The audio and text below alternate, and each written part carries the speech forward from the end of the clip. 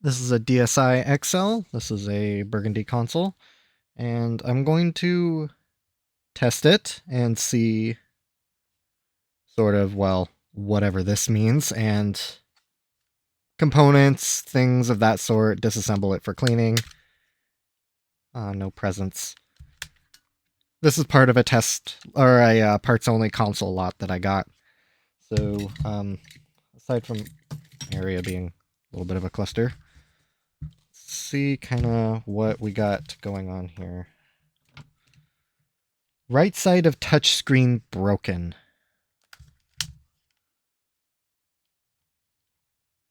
Well, not physically. A little grimy around the touchscreen. Charge port looks good.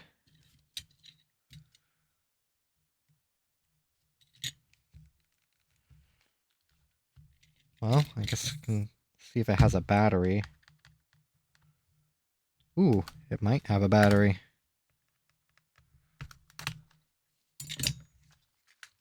Oh, water damage indicator is tripped though. But let's get a good battery in it and just see kind of what it does. I want to look on the screens when I turn it on. Bottom screen's a little yellowed on the corners. I mean, it looks okay.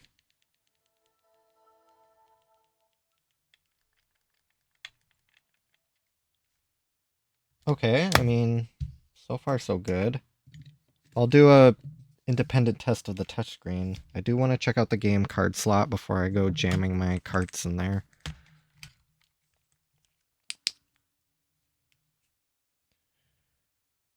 Looks good. All the teeth look like they're in fine shape. Right side of touchscreen broken. And I mean, if it really is just the touchscreen, that's probably one of the easier fixes. So let me get this console to get... Oh, let me think. I do need to check the condition of the screens. The bottom screen did have yellowing on the edges, kind of significant yellowing. I mean, was I able to get that yellowing to show up? Not really. It's pretty rough here on the edges. But I want to check see if there's any image retention. And sort of the procedure I have for that is to sit on the DSi sounds menu for a couple of minutes, swap over to the DSi settings menu, which are basically just gray screens, and see if any of this checkerboard pattern, any of the text, any of these assets down here show up in the DSi settings menu. If they do, I've sort of identified that as a sign of the LCDs just starting to fail, where the pixels aren't refreshing or however this screen technology works. And that can be, you can almost imagine it like an OLED burn-in type deal where on-screen assets will be stuck on a screen for not so much indefinitely. The pixels do eventually refresh, but they linger for a while.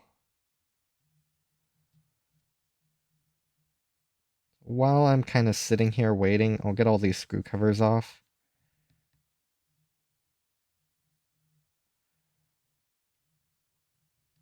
This is something I'll have to do anyway. It's sort of the most...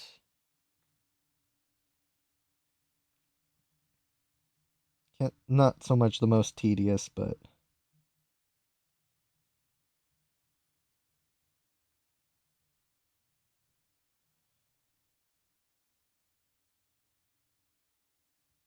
I may have sliced through the corner of that screw cover, but it looks like I didn't completely destroy it.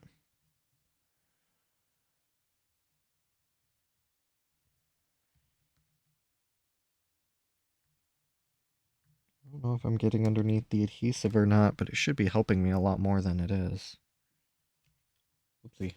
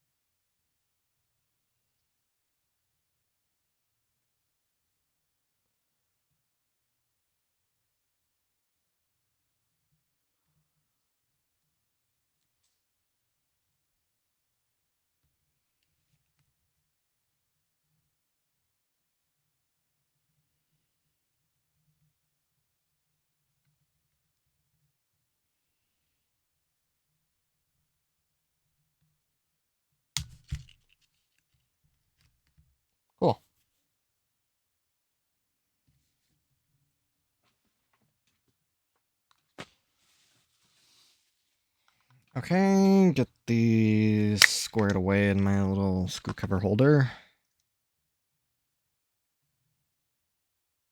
Yeah, that one I did slice through. Still in one piece, so I can still use it.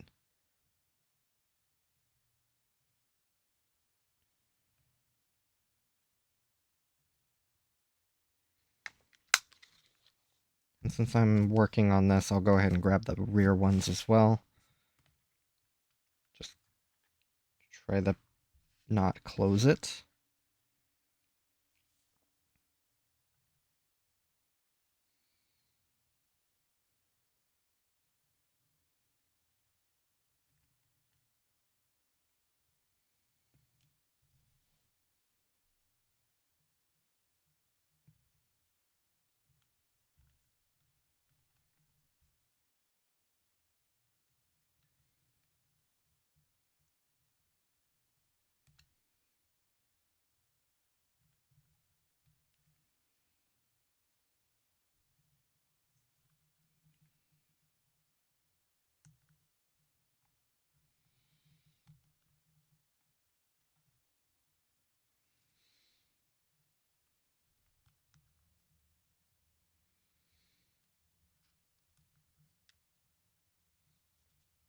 Go.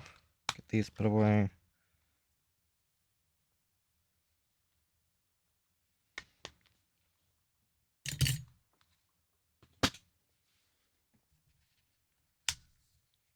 Alright. I'd say it's been about 2 minutes. Swap over to the DSI settings menu.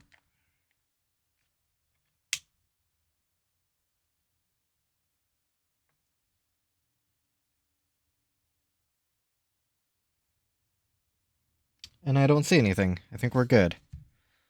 This console's running 1.4.5. Need to start taking notes on this console.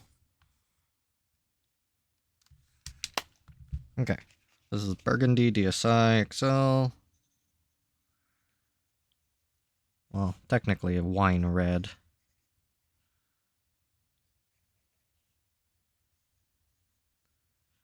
For 206-20215, 1.4.5U.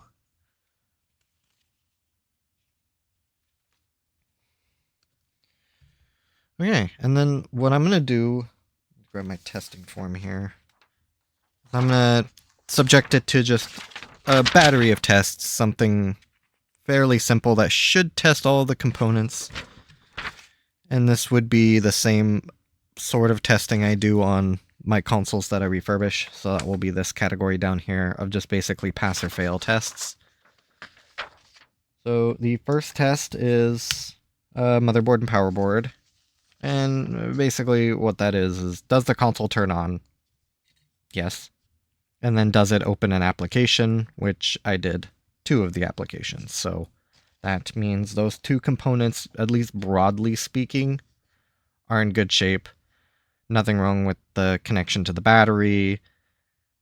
There's no issue with the console reading the BIOS off the Wi-Fi card. Nothing, at least, blaringly obvious that's preventing this thing from turning on. So the next test I'll do is tactile buttons. I'll be using a DS Pico for that. I have some diagnosing software on there.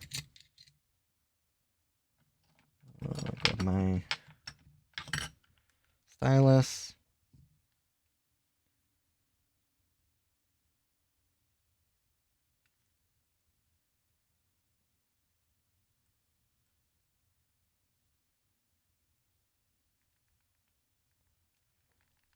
So what I'll do is just press all the face buttons good amount of times.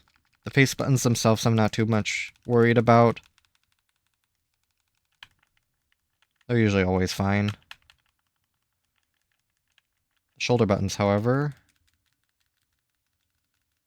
tend to be the problems. R button seems good. L button seems good.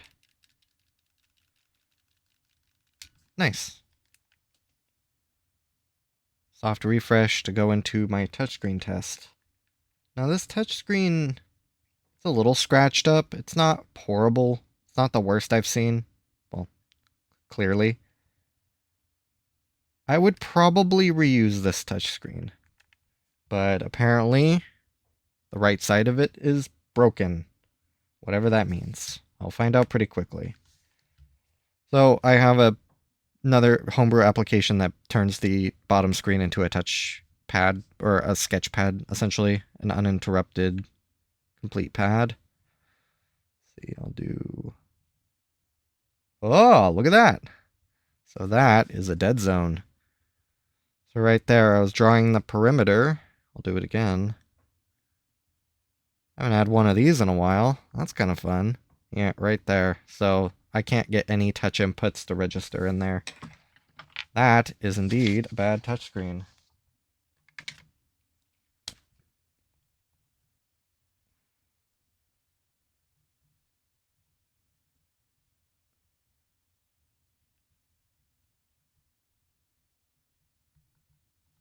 I'll just leave that as a dead zone. So that will sort of tell me in the future why exactly I failed that.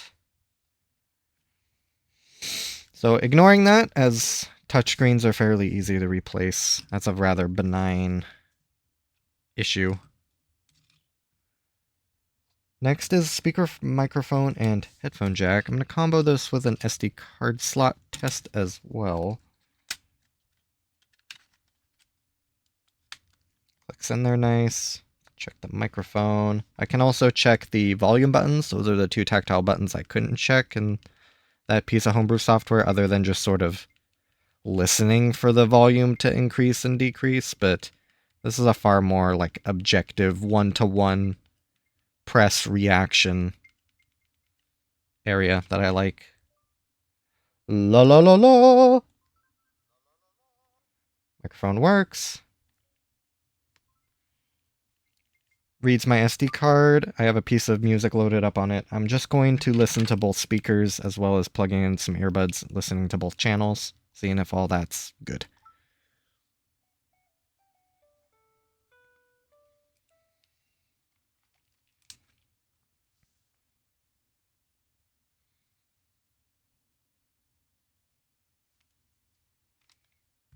Wonderful. All that works. And I can assume that the SD card slot works fine. It was able to read the SD card and content off of it. Next is cameras. I don't do anything too crazy here. Just look to see if the images, well, firstly, if they both initialize for one, and if the images are clear, unobstructed in a way that wouldn't suggest any issues with them. It's not going to be the clearest picture. It is a DSI camera, but it's at least somewhat clear. Plugging in my voltmeter. I'll be checking the charge port. Plug it in normally. Both the console and software is responding. It's pulling 1 amp. That will steadily increase. And then just to check the charge port health, I'll jiggle it around. It did cut out once when I just started. Oh. The thing about it is I need to get it consistently cut out. But right now I can't get it to cut out. It's just those 2 random times. It's not consistent with any sort of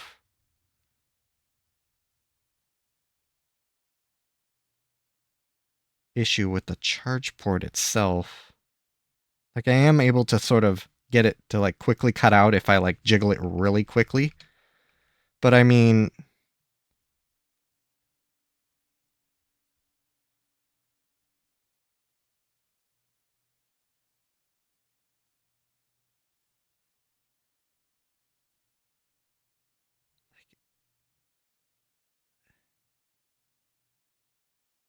like maybe if I hold it in like a very, very, very specific angle, it will cut out.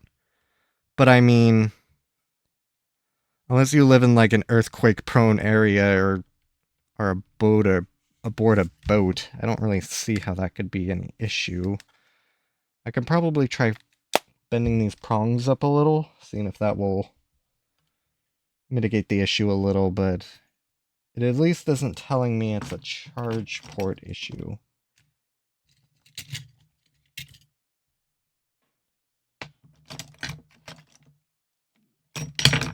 Well, I flung my sewing needle somewhere.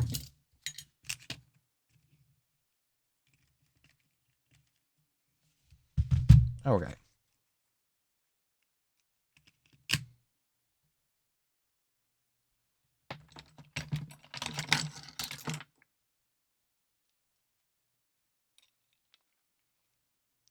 I've been meaning to sort through this area a little better anyway.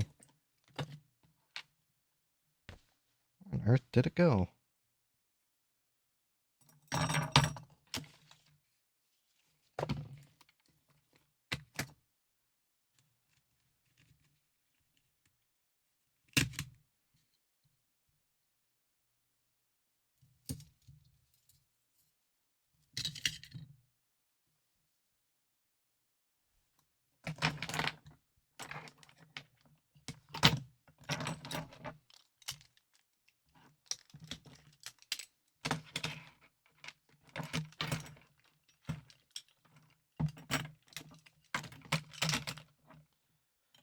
No matter.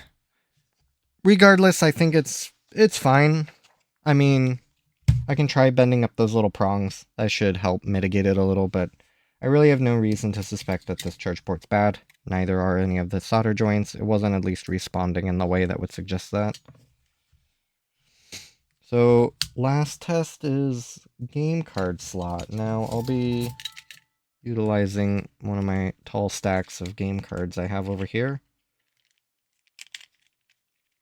Now, it read my DSP code just fine. Oh, I did want to check to see if the console can enter sleep all right. So I'll put in my copy of Mario Kart.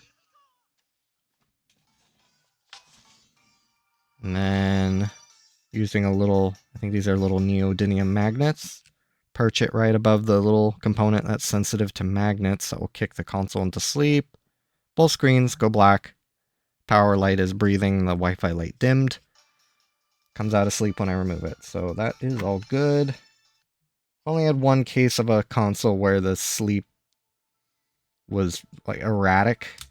That was strange. So I just try to see if I can catch that, because that would not be something I would usually catch normally. So I just want to make sure that that is not a problem that sneaks by again. So what I'll do, I'll insert the game card normally. Shows up. I'll put some light pressure on it, shift it from side to side. There's a tiny bit of play in the game card slot. And I'll just start pushing it down until I hear the actual like game card slot eject. It clicks. And then that's sort of the point to where the game card will eject, point of no return, and then I'll push it down all the way until it bottoms out in the game card slot. All in the attempt to try and make it disappear, which it did there for a second, but right now I'm bottoming, like, I can't push that game card in any further. This is far beyond, or it's, I can't say far beyond, but it's beyond where the game card would normally lock in, so I can't really say that it disappearing like that is a negative.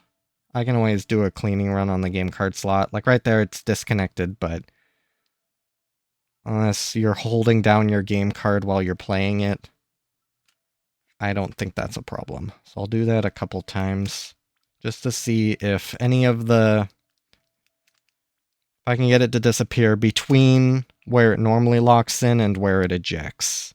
So just that tiny bit of travel, if it cuts out any time between there, and which it doesn't.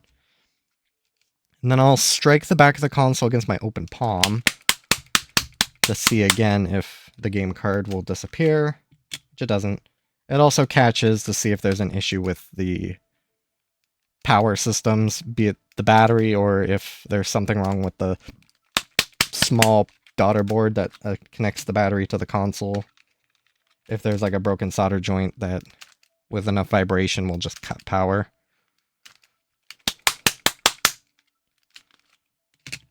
I mean, so far so good. Usually if there's any problems with the game card slot, it kind of makes itself known pretty quickly.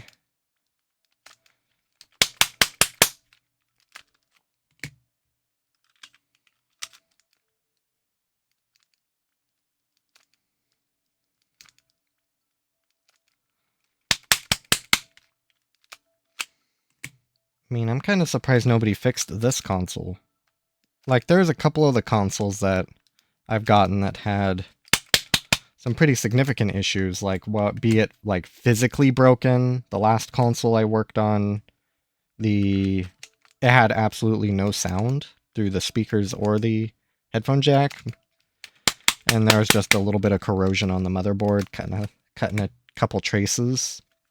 That after fixing that, the motherboard's otherwise fine, but that took hours of troubleshooting, so a shop not managing that is one thing, but I mean, a digitizer is just almost like a routine change. It's like a charge port. It's a consumable item. But, I mean, their loss is my gain, I suppose. I don't mind having an otherwise perfectly functional console with all it needs is a couple dollar part.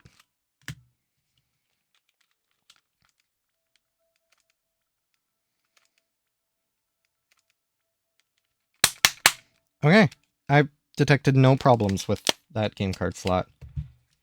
And I think I forgot to clean the game card slot of the last console I did, but so I will do that right now.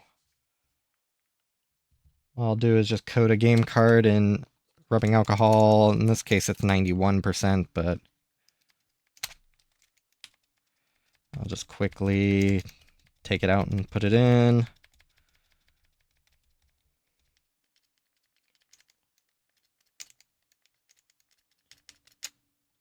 There, just to try and get the friction of rubbing alcohol on the pins. Should be good. Oh, I found my needle. It was sticking on one of my speakers. Perfect. Keep that there. Now, there is a couple pieces I want to try from other consoles, actually. There's a couple power boards I need to test, so I'm going to use this console as a base for that.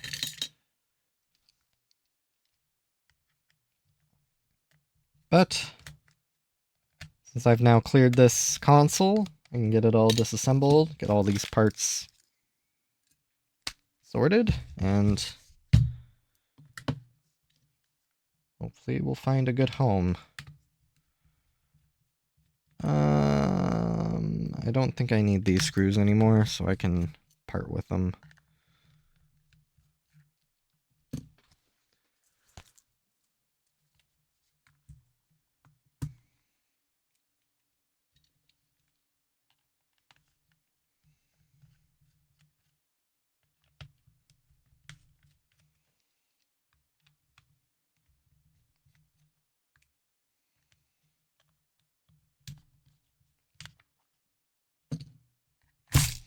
Oh, that was a bit annoying. Thankfully, I only had one of these compartments open.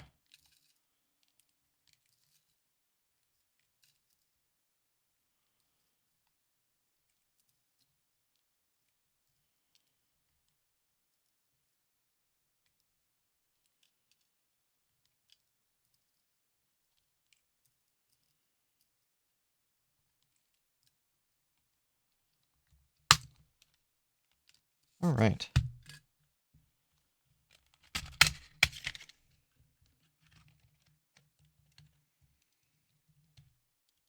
So the first part I want to check is another shoulder button.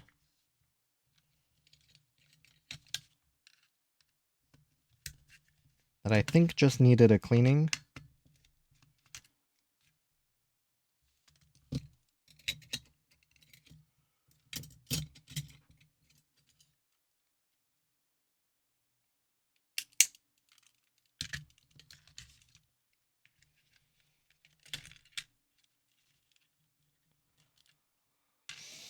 Okay, this shoulder button's good. Put that aside. Is this one I wanted to test?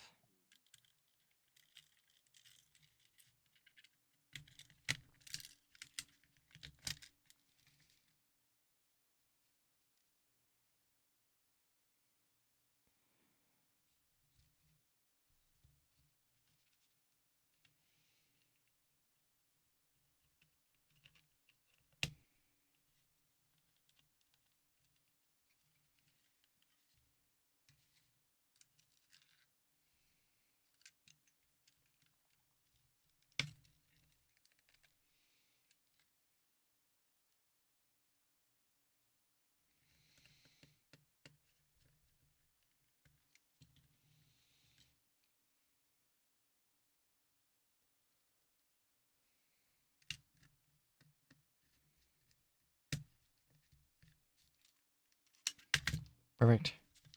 And I also wanted to test a couple of power boards.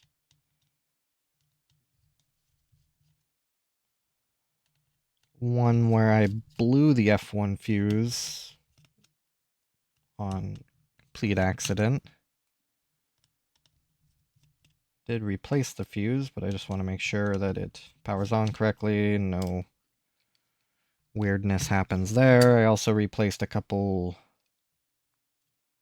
of the LEDs on a couple boards. So I just wanted to check that out as well. See if those colors look okay. Good power board. Oh, here's one of the ones I swapped the LED. Which one? I actually don't know. I think it was the charge light.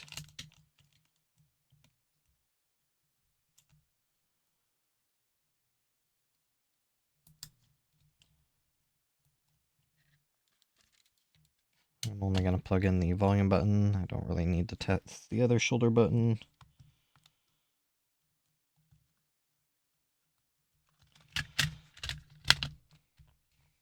Okay.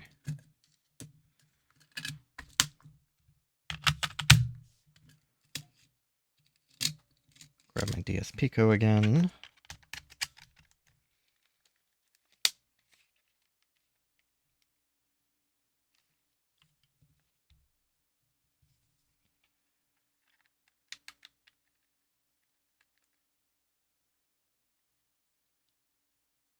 Oh, well. Charge LED doesn't work.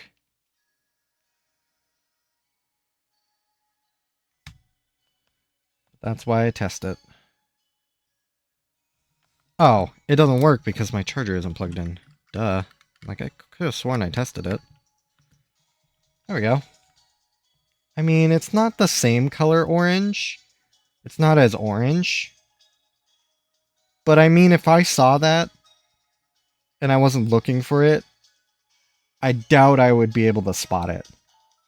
Like, if I were to just turn this console on and play it, plug in the charger, I don't think I would notice that that's actually like a lighter color orange. And it looks like this L button is probably not long for this world. It is still sort of not as responsive. Okay. I am happy with that LED. I think that definitely warrants... Again, I don't think I would notice it. It is a different color enough.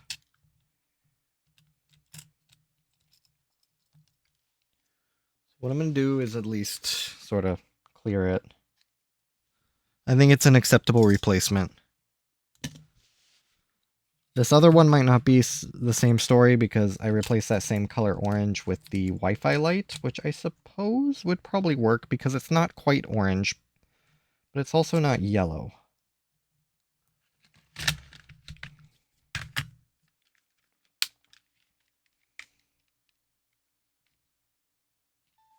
Oh, well, I still don't have a blue light. This one had some good corrosion on it, so I'm guessing the blue light is not connected very well.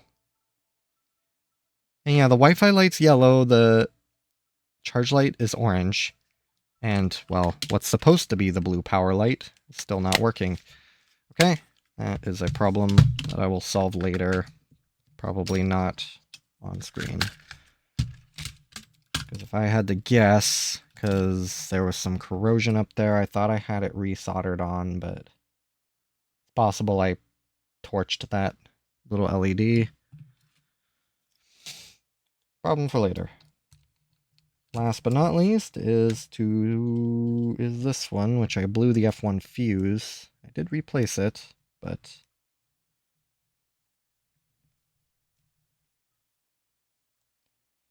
and it does check out continuity-wise, so I have no reason to believe this won't work, but prudent to check.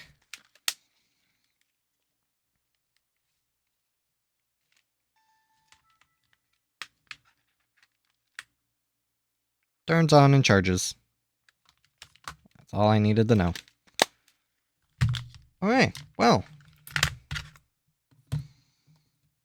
A remarkably simple console. So let's finally get this all taken apart. L button I'm probably going to have to just chuck in my parts bin. I can replace the shoulder buttons, but it's a bit of a process, as well as the aftermarket shoulder buttons feeling a little strange, having a more significant sort of click sound to them.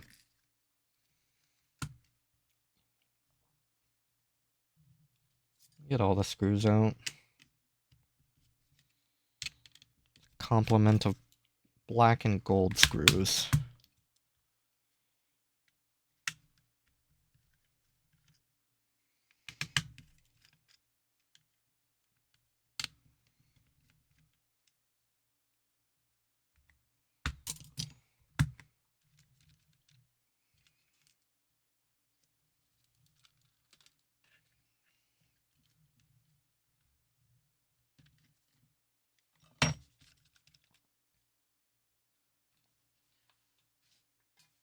Chuck that in my cleaning area. This one button works fine.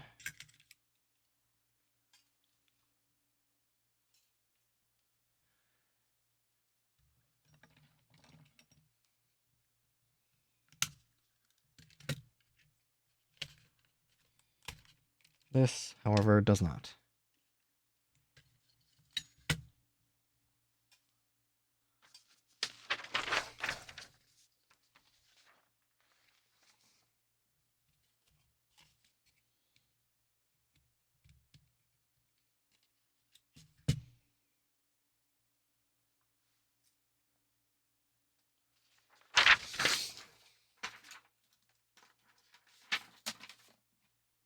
Grab the motherboard serial number off this console. And plug that as well.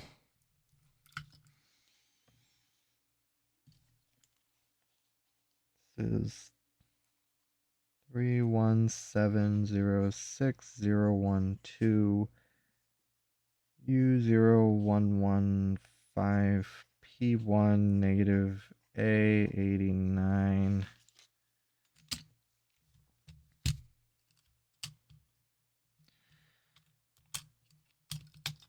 Power board tested good.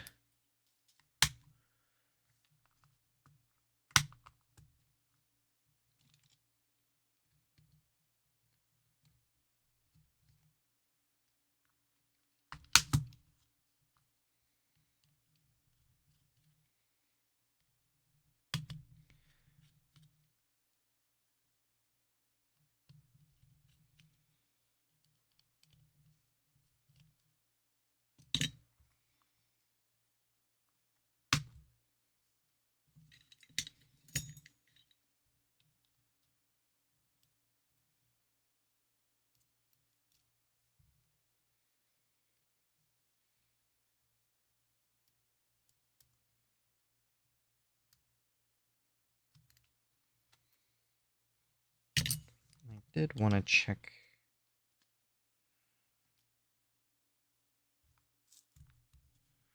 I did want to bend these little pins up.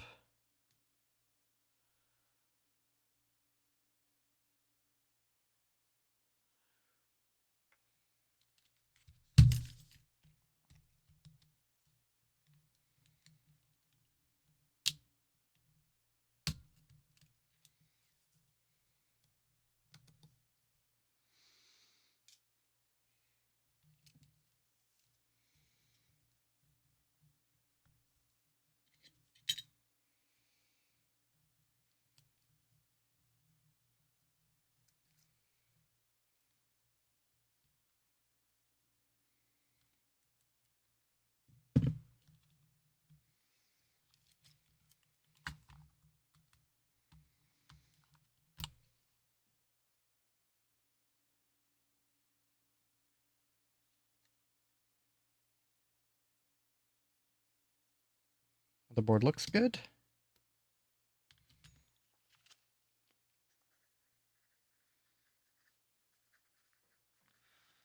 I'll mark it as passed tests.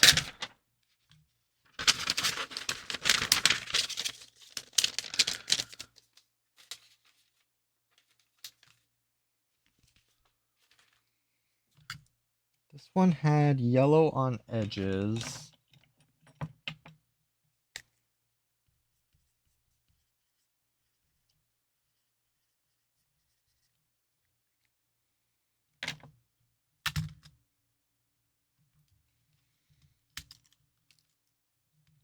Yee. It's always the D-pad that's a little grody. Yummy.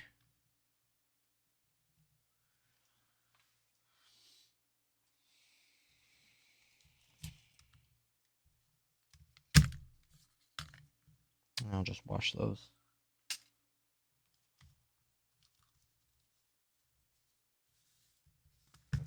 These will all enjoy a nice hot water bath. And a toothbrush.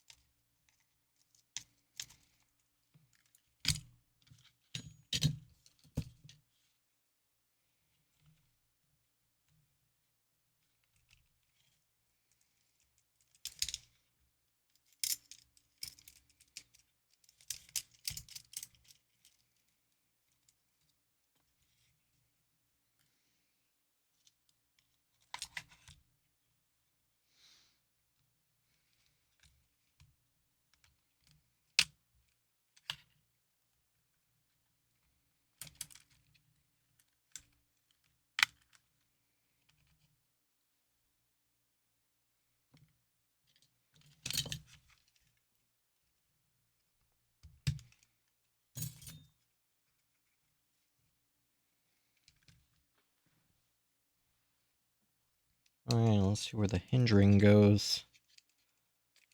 Ah, bottom shell. Come on. Need you to go to the top shell.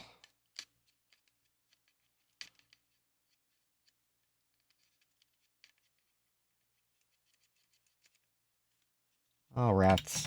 Fine. Do this the old-fashioned way.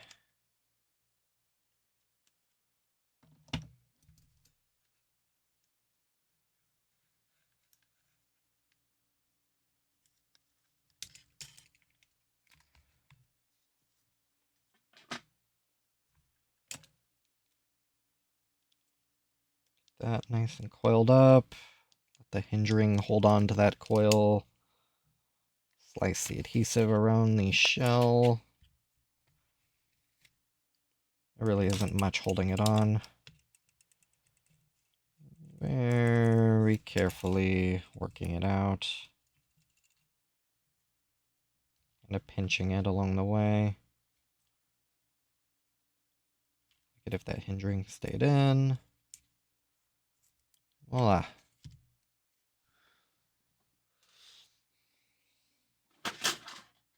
Get the shell kind of pieced back together so I can keep everything in one piece, or one set, so to speak. So When I go to clean it, I have all the components together that it came from.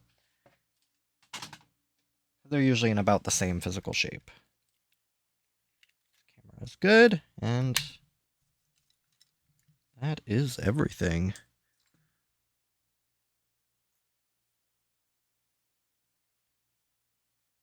Console turned out pretty nicely.